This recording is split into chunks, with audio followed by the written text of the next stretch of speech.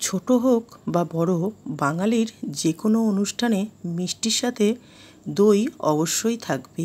আর মিষ্টি দই খেতে আমরা সকলেই পছন্দ করি। নমস্কার বন্ধুরা, রেসিপি কথা পরিবারে সকলকে জানাই সাদর আমন্ত্রণ। আজ আমি তৈরি করেছি বাংলার ঐতিহ্য মিষ্টি দই। দইটা তৈরি করার জন্য প্রথমেই দুধটা জাল দিয়ে নেব। তার জন্য গ্যাসে কড়াই বসিয়ে দিয়েছি। প্রথমে দিয়ে দিলাম সামান্য পরিমাণে একটু জল, এবারে দিয়ে দেবো দুধটা। দই তৈরি করার জন্য আমি এখানে 1/2 লিটার বা 500 গ্রাম মতো দুধ নিয়েছি। প্রথমে কড়াইতে একটু জল দিলাম এই কারণেই, তাহলে দুধের একটা লেয়ার পরে সেটা কড়াইয়ের নিচে আর বসবে না। দুধটা খুব ভালোভাবে ফুটে উঠেছে। দুধটা জাল দিয়ে ঘন করে নেব। দইয়ের পরিমাণ অনুযায়ী কিন্তু দুধটা নেবেন। এখান থেকে আমি 2 হাতা দুধ তুলে নেব। দইটা জমানোর জন্য দই বীজ লাগে। আমি এখানে টক দই নিয়েছি, আপনারা মিষ্টি দইও নিতে পারেন। টক দইয়ের একটা এক্সট্রা জল থাকে, জলটা ঝরিয়ে নেওয়ার জন্য বড় একটা ছাঁকনিতে ঢেলে দিলাম দইটা। দুধটা অনেকটাই ঘন হয়ে গেছে।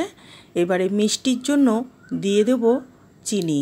মিষ্টির পরিমাণটা বুঝে দেবেন, যে অনুযায়ী মিষ্টি পছন্দ করবেন সেই অনুযায়ী কিন্তু মিষ্টিটা দিতে হবে। দুধটা আবারও একটু ভালো করে জাল দিয়ে নেব, কেননা চিনিটা যখন মেল্ট হয়ে যাবে দুধের সঙ্গে কিছুটা আবারও দুধটা পাতলা হয়ে যাবে, তাই দুধটা জাল দিয়ে আবারও একটু ঘন করে নেব। দুধটা খুব ভালোভাবে জাল দেওয়া হয়ে গেছে, এবারে নামিয়ে নেব। আমরা দেখেছি মিষ্টি দইয়ের সুন্দর একটা কালার হয়, আর মিষ্টি দইয়ের সুন্দর সেই কালারটার জন্য আমরা চিনির ক্যারামেল তৈরি করে নেব। দোকানে কিন্তু মিষ্টি দইয়ের কালারের জন্য আর্টিফিশিয়াল রং ব্যবহার করে। চিনির ক্যারামেলটা খুব ভালোভাবে তৈরি হয়ে গেছে। এবারে যে 2 হাতা দুধ আমি তুলে রেখেছিলাম এই ক্যারামেলের মধ্যে দিয়ে খুব ভালোভাবে মিশিয়ে নেব।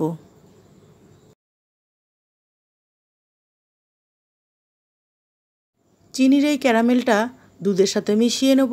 অনেক সময় ফুটন্ত দুধে ক্যারামেলটা দিয়ে মেশাতে গেলে তখন দুধটা গায়ে ছিটকে আসে, তার জন্য আমি গ্যাসের ফ্লেমটা বন্ধ করে দিয়ে ক্যারামেলটা দুধের সাথে মিশিয়ে নিলাম। দেখুন কত সুন্দর একটা কালার এসছে।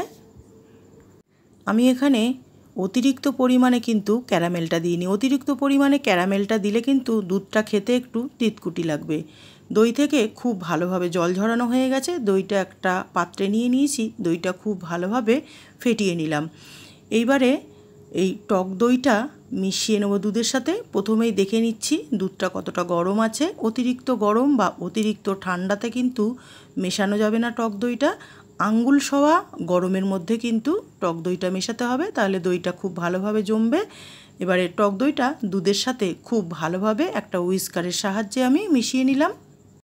আমার রেসিপিটি ভালো লাগলে অবশ্যই একটা লাইক করবেন, শেয়ার করবেন। আর যে সকল বন্ধুরা প্রথমবার আমার চ্যানেলটি দেখছেন, একান্ত অনুরোধ রইল আমার চ্যানেলটি সাবস্ক্রাইব করে আমার পাশে থাকার জন্য।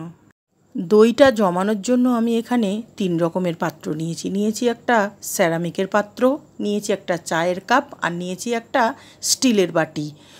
অনেকে মাটির পাত্রে দইটা জমায়, দোকানে কিন্তু মাটির পাত্রে দইটা জমানো হয়।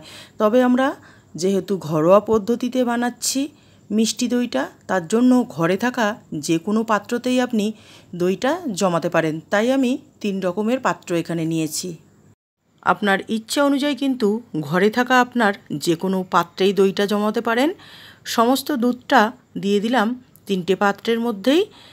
3টে পাত্র এবারে কভার করে দেব।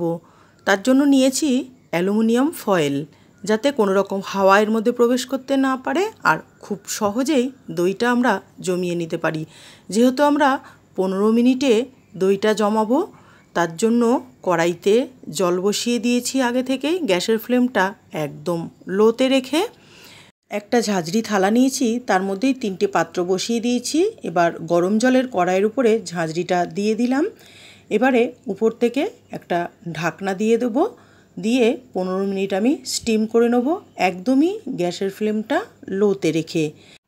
হাতে সময় কম থাকলে এইভাবে আপনি দইটা তৈরি করে নিতে পারেন, আর হাতে যদি সময় থাকে তাহলে 7-8 ঘন্টা রেখে দিয়ে আপনি দইটা তৈরি করে নিতে পারেন।